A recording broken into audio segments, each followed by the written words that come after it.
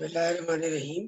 آج ہمارے درمیان پروفیسر ڈاکٹر رئیس احمد سمدانی صاحب موجود ہیں، جو مشہور ادیب، شاعر، کالم نویس، فیچر رائٹر، بلاگر اور سوشل ایکٹیوسٹ ہیں۔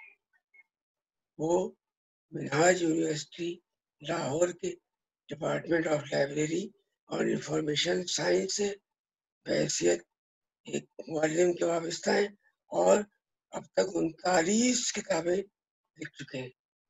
ان سے میرا پہلا سوال یہ ہے کہ ڈاکٹر صاحب اپنے بارے میں کچھ بتائیے، اپنے حالات زندگی کے بارے میں ذاتی تعارف کروائیے۔ بسم اللہ الرحمن الرحیم۔ بہت شکریہ جناب شبیر ابن عادل صاحب، آج آپ نے مجھے مدعو کیا۔ پہلے سوال جو آپ نے کیا کہ میں اپنے بارے میں بتاؤں، بس کیا بتاؤں کہ میں بنیادی طور پر تو راجستھانی ہوں۔ میرے دادا، میرے خاندان کے لوگ جو تھے راجستھانی تھے۔ اس کے بعد یہ بات ہے کہیں غزنوی عہد کی، اس کے بعد وہ دلی منتقل ہو گئے اور دلی سے پھر وہ یو پی کا شہر تھا جہاں بہت سے معروف احباب نے جنم لیا، وہاں منتقل ہو گئے اور پھر 1947 میں میرے والد جو تھے وہ پاکستان آ گئے۔ یہاں سے دراصل میرا جو سلسلہ شروع ہوتا ہے یہاں سے شروع ہوتا ہے، لیکن میرے خاندان میں علم و ادب، شاعری، یہ سلسلہ بہت شروع سے چلا آ رہا ہے۔ اور میرے پردادا جو تھے وہ صاحب دیوان شاعر تھے، ان کا دیوان 1923 میں آگرہ سے شائع ہوا تھا۔ تو کہہ لیجئے کہ ہمارے خون میں شاعری اور ادب سے لگاؤ جو ہے وہ خاندانی ہے، اور یہ سلسلہ اللہ کے فضل سے آج بھی جاری ہے۔ نہ صرف میں بلکہ میرے بہت سے خاندان کے احباب شاعر بھی ہیں اور ادیب بھی ہیں، لکھتے بھی ہیں۔ میرے لکھنے کا سلسلہ شروع ہوتا ہے صاحب 1971 سے، جب میں جامعہ کراچی میں پہلا MA میں نے کیا، تو MA کے دوران ہی کتابوں سے واسطہ پڑا۔ تو میری ابتدا جو تھی وہ کتاب تھی، اور میں اگر یہ کہوں کہ کتاب پر تبصرہ جو ہے وہ میری علم کو آگے بڑھانے کا بنیادی وسیلہ تھا۔ شروع میں نے کتابوں پر تبصرہ کیا، اور میری پہلی کتاب جو تھی جو 1975 میں آئی، وہ کتابوں پر تبصرے پر مشتمل تھی، اور اسی عمل نے مجھے کتاب سے قریب تر کر دیا۔ بلکہ میں اگر یہ کہوں کہ کتاب جو ہے وہ میری روح میں سما گئی، اور اس کے بعد جو ہے وہ بس آج تک میں کتاب ہی کا ہوکر رہ گیا۔ تو کتابوں پر لکھنا یہ میرا مشغلہ ٹھہرا۔ پھر اس کے بعد علمی موضوعات پر لکھا، نصابی کتب لکھی، پھر شخصیات جو ہیں وہ میں شخصیات کی طرف چلا گیا۔ اور میں آپ کو بتاؤں جناب شبیر ابن عادل صاحب، میں سمجھتا ہوں کہ یہ انہی کی برکت ہے کہ میرا پہلا سوانحی مضمون میں کہوں وہ حضرت علی رضی اللہ تعالی عنہ کی شخصیت پر تھا، اور وہ 1974 میں نے لکھا تھا۔ بس کہہ لیجئے کہ وہ شخصیات سے میری وابستگی تھی پہلی، اور اس کے بعد پھر شخصیات میرا موضوع ہو گئی، اور میں شخصیات لکھتے چلا گیا۔ پھر شخصیات کے حوالے سے میں نے خاکے بھی لکھے، اور دیگر جو اس سے جڑے موضوعات ہوتے ہیں میں ان پر لکھتا چلا گیا۔ پھر اسلام بھی میرا موضوع بن گیا، سفرنامہ بھی میرا موضوع رہا، اور اس کے بعد جب میں باقاعدہ کالج سے ریٹائر ہو گیا، اور سرکار کی جو ایک بندش ہوتی ہے اس سے میں آزاد ہو گیا، کیونکہ میں نے پولیٹیکل سائنس میں بھی MA کیا تھا، اور PhD میں نے سوشل ورک میں سوشل سائنسز میں کیا۔ تو کہہ لیجئے کہ سیاست بھی میرے اندر تھی، لہذا جب سرکاری ملازمت سے ریٹائر ہوا تو میں کالم نگاری کی طرف آ گیا اور پھر کالم لکھنے شروع کر دیے. شروع میں تو اخبارات میں کالم چھپے. روزنامہ جناح جو ہے وہ اس میں میرے بے شمار کالم چھپے اور ان جناح کے کالم پر مشتمل جو کتاب تھی وہ رشحات قلم کے نام سے 1 سال پہلے منظر عام پر آئی اور اب اسی سلسلے کی دوسری کتاب جو ہے کالم نگری کے نام سے آج کل زیر اشاعت ہے. تو یہ میرا سلسلہ تھا لکھنے اور لکھانے کا اور اب بھی یہی ہے کہ اب کیونکہ میں زیادہ وقت کراچی میں رہتا ہوں جو منہاج یونیورسٹی سے میں وابستہ ہوں وہاں صرف ریسرچ کے حوالے سے میں جو ریسرچ کے طلباء ہیں ان کو گائیڈ کرتا ہوں وہ میں یہاں کراچی میں بیٹھ کر بھی کرتا ہوں. لیکن میرا جو زیادہ مصروفیت ہے وہ آج کل نیٹ پر لکھنا ہے اور لکھتا بھی نیٹ پر ہوں. میں اب یہ انتظار نہیں کرتا کہ میرا کوئی کالم میرا مضمون کوئی اخبار چھاپے گا تو میں اب فیس بک ہے دیگر سوشل وہ ہیں میں پوسٹ کر دیتا ہوں اور کہہ لیجیے کہ میرے تقریباً 700 مضامین اس وقت ہماری ویب کے اوپر آن لائن ہے اور وہ مضامین جو کمپیوٹر کے ایجاد ہونے سے پہلے تھے وہ تو اپنی جگہ پر ہیں. تو اس طرح کل ملا کے مضامین کی تعداد تو 1000 سے اوپر پہنچ رہی ہے اور کتابوں کی تعداد بھی آپ نے بتائی. تو یہ میرا بیک گراؤنڈ تھا صاحب اور یہاں پر میں علمی ادبی جو سرگرمیاں ہیں ان میں کوشش کرتا ہوں حصہ لوں لیکن یہ کہ ظاہر عمر کی وجہ ہے اور آنے جانے کی وجوہات ہیں حالات ہیں فاصلے ہیں یہ ساری چیزیں حائل ہو جاتی ہیں.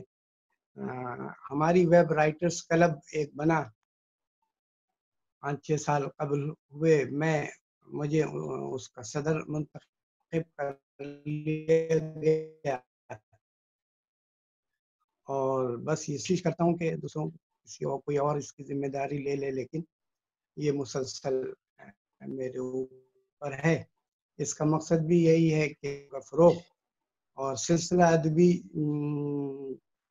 گروپ جو ہے وہ بھی اس کا بھی میں سرپرست ہوں. تو اس طرح کچھ بس علمی ادبی سرگرمیاں ہیں.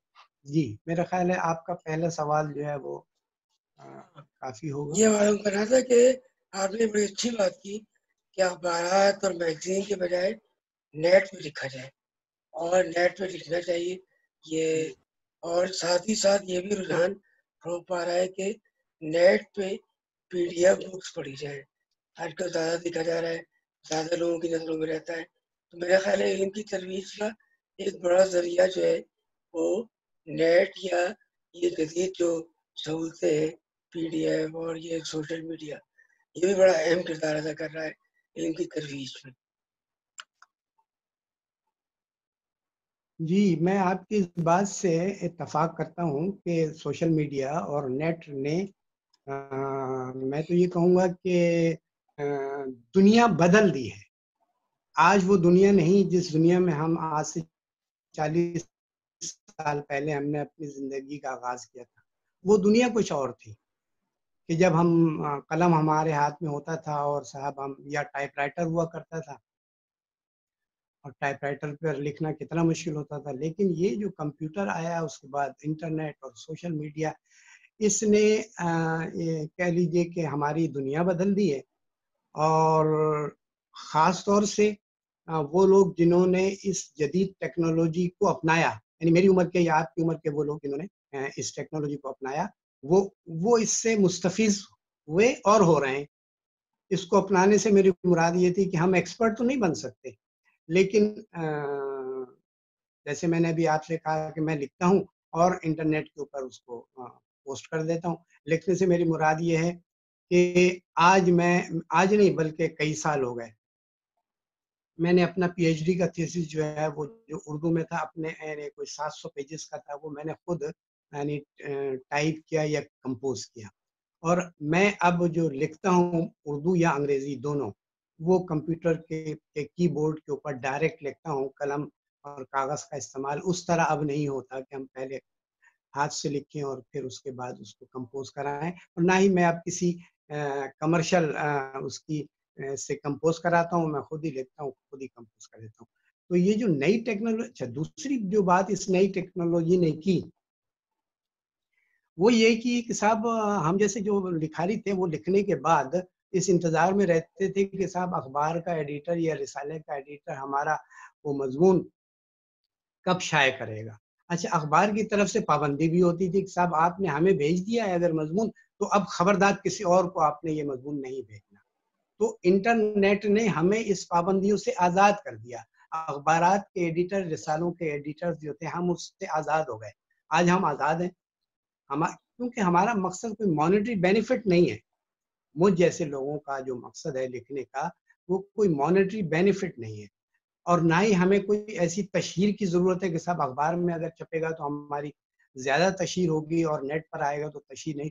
ہمارا اس وقت جو میں اپنی ذات کے حوالے سے کہتا ہوں مقصد یہ ہے کہ جو بات میرے ذہن میں آ رہی ہے، جس بات کو میں اچھا سمجھ رہا ہوں معاشرے کے لیے، لوگوں کے لیے، وہ بات میں پہنچا دوں کسی طرح، جو بھی میرے پاس ذرائع ہیں۔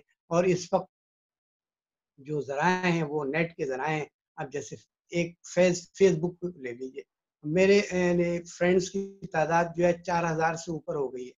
تو میں کوئی پوسٹ ڈالتا ہوں تو 100 150 بہت آرام سے لائکس اور یعنی کمنٹس بھی آ جاتے ہیں۔ تو مقصد میرا نیٹ پورا کر رہا ہے، اخبار پوری نہیں کر رہا، رسالہ پورا نہیں کر رہا۔ جو میں نیٹ پہ ڈال رہا ہوں، ابھی میں نے ڈالا 2 منٹ کے اندر، میں اگر اس کا ایڈمن بھی ہوں، جیسے ہماری ویب ہے میں اس کا ایڈمن ہوں، میں جو کچھ پوسٹ کرتا ہوں وہ چند لمحوں میں جو ہے نا وہ عام لوگوں کے سامنے ہوتی ہے۔ تو یہ جو آپ نے سوال کیا کہ انٹرنیٹ اور سوشل میڈیا، یہ اس کی خامیاں برائیاں تو اپنی جگہ ہوں گی، اس کی بات الگ سے ہو سکتی ہے، لیکن جو اس کی مثبت پہلو ہیں وہ ان مثبت پہلوؤں میں یہ ہے کہ اس انٹرنیٹ نے فاصلوں کو کم کر دیا ہے، اسپیڈ کو بڑھا دیا ہے، اس کے ساتھ ہی یعنی اچھائی جو ہے وہ زیادہ ہو گئی ہے۔ مثلا ہم ہاتھ سے لکھتے تھے، کمپیوٹر سے لکھتے ہیں، زمین اور آسمان کا فرق ہے۔ تو اس نے ہماری دنیا بدل دی ہے، لکھنے والوں کی دنیا بدل دی ہے۔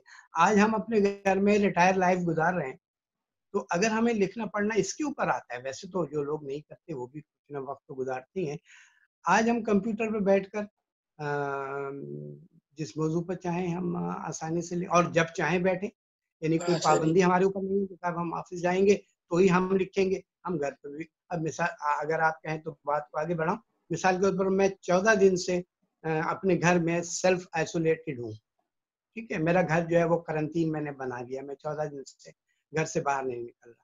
یہ 14 دن میں نے اپنے گھر پہ کیسے گزارے؟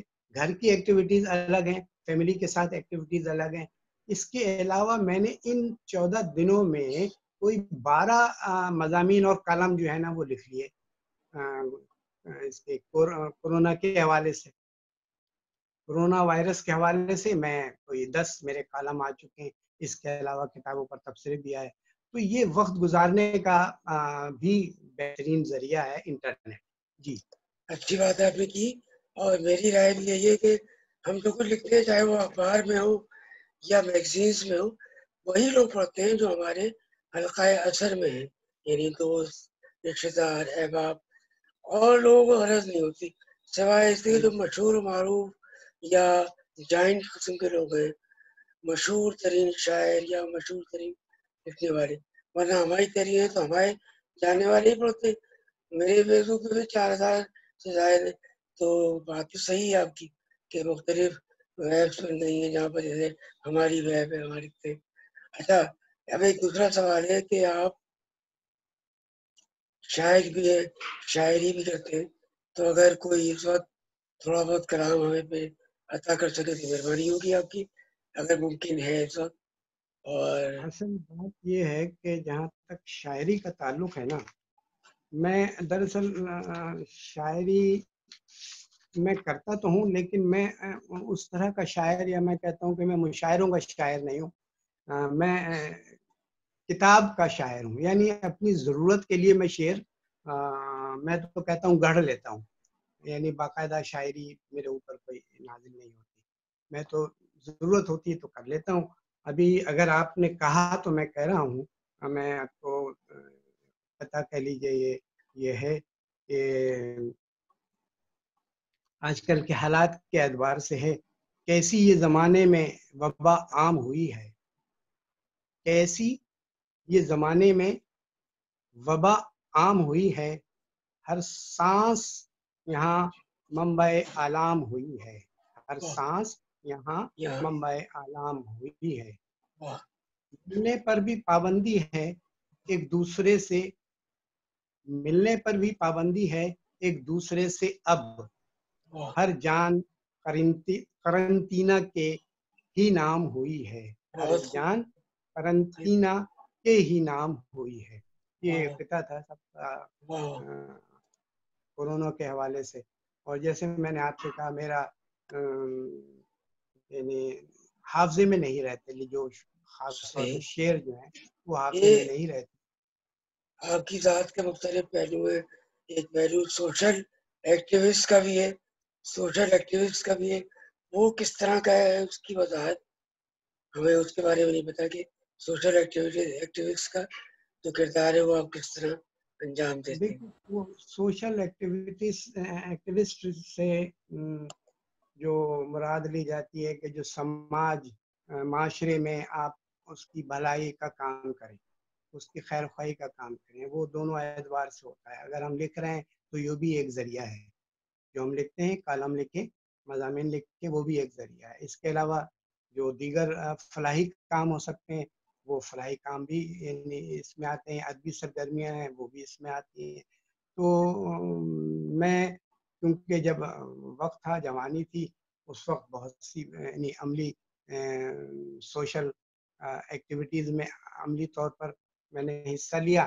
اب عمر کے اعتبار سے جیسی عمر ہے جتنی ہمت ہے, اب اس کے اعتبار سے ہم جیسے میں نے بھی آپ سے کہا کہ ہم آپ اکثر سوشل گیدرنگس میں نظر آتے ہیں, یہی ہماری ایکٹیویٹیز ہیں سوشل.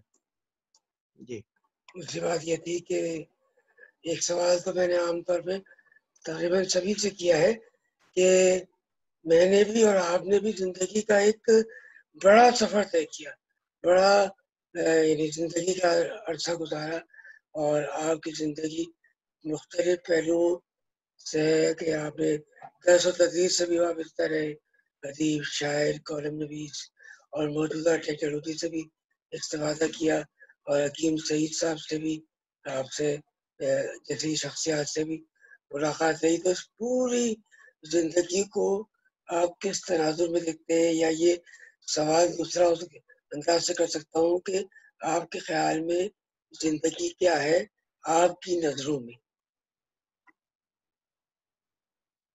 زندگی کیا ہے میری نظروں میں, زندگی تو صاحب بڑی انمول چیز ہے, اور یہ ایک نعمت ہے اللہ تعالیٰ نے جو ہمیں دی ہے. آپ نے ابھی میں بھول گیا تھا حکیم سعید کا ذکر کیا, اور میرا تعلق حکیم سعید سے بہت ہی گہرائی لیے ہوئے ہے. ہر دو اعتبار سے ہے کہ جب ان کی شہادت نہیں ہوئی تھی اس سے پہلے تک حکیم صاحب آپ کو پتہ ہے بہت یعنی لکھاری بھی تھے اور سوشل ایکٹیوسٹ بھی تھے, یعنی سماجی سرگرمیوں میں بھی حصہ لیا کرتے تھے.